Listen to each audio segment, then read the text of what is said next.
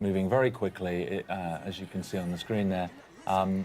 And so for a game, that's really where we want to be looking. Whereas the book, it's very slow zombies, as you know. So we've chosen to stick more to the movie universe, but what we loved so much about the book is the way it tells the story. You get a picture of this entire war, this period in history, through the eyes of many different people all around it. So we've gone for a similar thing with the game. I love that. Yeah. So we have, in the release, the initial release, we have 3 episodes, and each episode deals with a different group of survivors. So there's 12 characters in total in the game. That's fantastic. All playable. And we've got an episode in Moscow, Russia. We've got an episode in Jerusalem, Israel, and an episode in New York City. Oh, that makes me so excited. I have to explain. I'm so excited because these are very, very pivotal moments in the book that take place in the places you've mentioned. Yeah. So I'm really looking forward to seeing what you've set in those locations. Cool, good. Now this game is 4-player co-op. Yes. And anytime that something else has a byline that's similar to another game, it gets compared to it. So Left 4 Dead 2, or Left 4 Dead and Left 4 Dead 2, the series, is also a 4-player co-op with zombies and that kind of stuff. Yeah. Tell us the difference that this game makes. You've mentioned the similarities, 4-player co-op and zombies. Yep. Beyond that, we've gone a very different direction. As I've already said, we deal with massive numbers of zombies in this game. So you'll be facing 500 at a time, with just 4 of you holding out against them.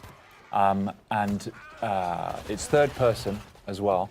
And it's more of there are strategic elements to it which are completely new to the zombie genre. So when you're facing these zombies, you're going to have the opportunity to build up defenses from scavenged defense kits that you find lying around. And you've got limited resources, so you can't just build whatever you want. Okay. So you've got to think on your feet, grab what you have, and then place it around the environment as best you can. And then grab heavy weapons and just face massive numbers as they come pouring in. Some environments are closed, and so you want to use them in a certain way. Other environments, there's a scene in Moscow, a huge frozen river right outside the Kremlin, completely undefendable, and you've got to do what you can to hold your ground. So what kinds of and weapons? no pills in our game. No pills. Yeah. How about puke? Yeah. No comment. There might be some puke. What kinds of weapons can we expect to be using in this game? We have really gone for it with the weapons. There's a huge number. You've got 3 classes of weapons. You've got your primary, your secondary, and your heavy. Primary weapons, we've got something for everybody. We've got assault rifles, we've got shotguns, we've got sawn-off shotguns, we've got crossbows with exploding tips, no less. And we've got SMGs, a variety of different of those weapons. Secondaries, we've got silenced pistols, sawn-off double-barrel shotguns, and then heavy, we've got rapid-fire combat shotguns, RPGs, heavy machine guns. We've gone for as much as we possibly can. You actually, with your cadence, your speech pattern, and your accent, you sound like you could be a nefarious weapons dealer. You opened the trunk and you were just listing off all the stuff you have for sale and stuff. Yeah. Nice work. Have you seen that scene in Taxi Driver where he goes to buy a gun? He's like, "It's a very nice gun. I got this gun. I got this." That's me now. Nice. All right. I'll be Travis Bickle. Okay. That's scary, but yeah. Okay. Let's do it. All right. So the hordes of zombies in this game, I think it's very, very unique because, like in the movie, they're going to just be constantly running over each other, and that means that they could be piling on top of each other and then running over the pile. So they'd be able to maybe possibly reach you on the second floor, where you think you're perfectly safe. Oh yeah. So I think that's a really interesting thing to bring to this genre, especially. I mean, we're pretty much getting used to fast zombies. You can see right there, they're actually pyramiding up there now. It is. Oh my God. And climbing the walls. To me, that is terrifying. If I was playing this game, I don't know. Well, it's great because the guys have put such an enormous amount of work into the physics system that governs those zombies and how they move. And so you're never safe anywhere. There's nowhere to hide. They will climb the walls, they'll climb over buildings.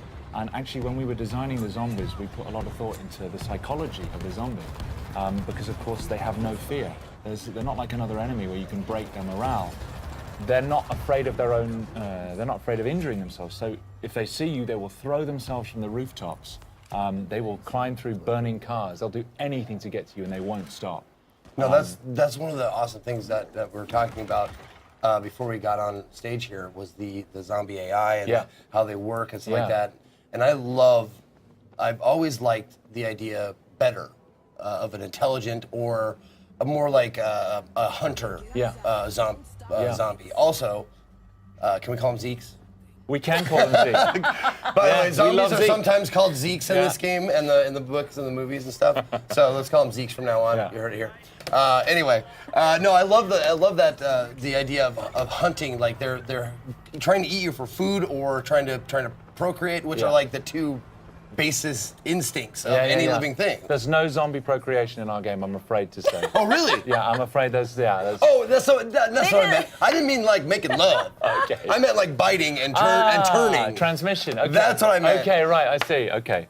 Get your mind out of the gutter, man. Come on. Like, what can I do? Oh my goodness. No, they because it looks like they flow like a ant hive. Yes. Or ant hive. Ant colony. Yeah, there you go. an ant colony, yeah. An ant hive, whatever. Yeah, sure. Let's make some metaphors. Sure. But yeah, it looks like they like work like that. Like they swarm. They're not just 500 kind of independent individuals. They respond as a swarm, and so they will move and flow, not just with. When they see you, they'll move towards you the best way they can. But if there's a wall in the way, they'll pyramid up and try and get over the top of each other and over the edge. But also, a lot of them, if you shoot them and they collapse in front of you, the ones behind will just trample over the top of them. Just to get to you. Exactly, just to get to you. And I can tell you, when you're standing there and the only thing you've got is you've run out of primary ammo and you've just got your silenced pistol and you've got 300 zombies coming towards you, it's pretty damn scary. Yeah. Well, that's going to be me, obviously, because I've never been very accurate. I've always been a spray and pray kind of guy. Yeah. But thankfully, you said there's a myriad of weapon choices, so yes. I can be the heavy guy. Yes, you can. Like, not just the heavy guy, but there's we've got character development, so you've got progression. As you build up experience, you can develop your character. You specialize in a class. You have a skill tree. You've got weapon progression as well, so you're customizing your weapons and building up on that. So there's just so much room for growth in the game. Can you tell us more about the characters? Are these player created or are these specific characters that you've written? Yeah, so we've written these characters. We've put a lot of thought into their backstories. What I like so much about the book is there's a lot of normal people who survived in the war because of characteristics they already had. We've gone down the same route. So in the New York episode that we're demoing, you've got Arnetta Larkin, who she's a woman. She's doing cable rigging for a power company. And she's just trying to get home to her kids to see if they're still alive. We've got Tashawn Collins, who's a very intelligent computer hacker. She knew about this just before it broke out because she hacked into the fence. Oh, yes. And then we've also got Angel Flores, who was an ex-gang member, tried to clean up his act and then got dragged into this. So, yeah, they're really cool characters. They're fully voiced by professional actors, so... Yeah. This sounds incredible. And I love the way that you've been able to replicate the zombie movement from the movie. I think that was one of the things, honestly, that was the thing that they really pulled off the best was just that terrifying movement of those zombies. I mean, usually you see these shambling zombies in the movies and they definitely used to be scary, but now that zombies are running and they're running over each other to get to me, like that is terrifying. It absolutely is. I mean, like I was saying before, like I can't stand a zombie that's stopped by a chain link fence. Yeah. Ours are electrified, so that holds them back for a minute. Okay, well that's a different story. Yes, it is. If it's electrified, but if they're just like they can't do this to like a handle. No. Yes, or exactly. climb over it and stuff like that. Ours will break through windows. They'll run through fire. They won't stop for anything. Well, what we thought about with a zombie, what is it? It's a virus that's infected the body and it's hyped them up. It's put the adrenaline on overpower, cut off the thinking brain, and it's just food, food, food. So there's no fear. All they want to do is eat. Is it now? Are the 4 characters? You said there's 16.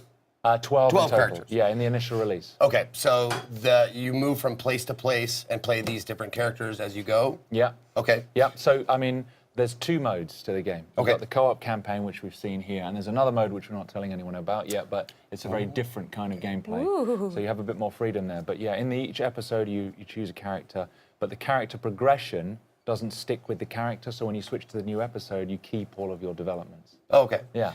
How do these characters relate to the movie? Like They're not in the movie. What we wanted to do is instead of interfering with the film, we wanted to follow on in the same universe. So that gives us much more freedom. Okay. And so they're very unique. They're not in the book, they're not in the movie. They're our own creation. Okay. Yeah. Do they make references to any events in the movies, or is it just like they were like, just use our rules in our setting and go crazy?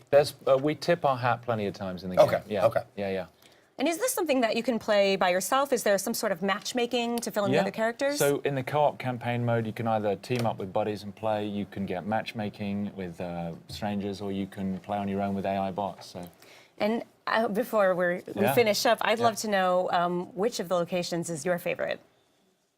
I think Russia. Yeah? Yeah, it's a dark story, really dark story. And it's very cool. Absolutely. Gosh, I think I have to read the book again. I highly recommend it. I feel like this is the book I've read more than any other book in the entire world, and I love it so much. And I'm so glad that I had this opportunity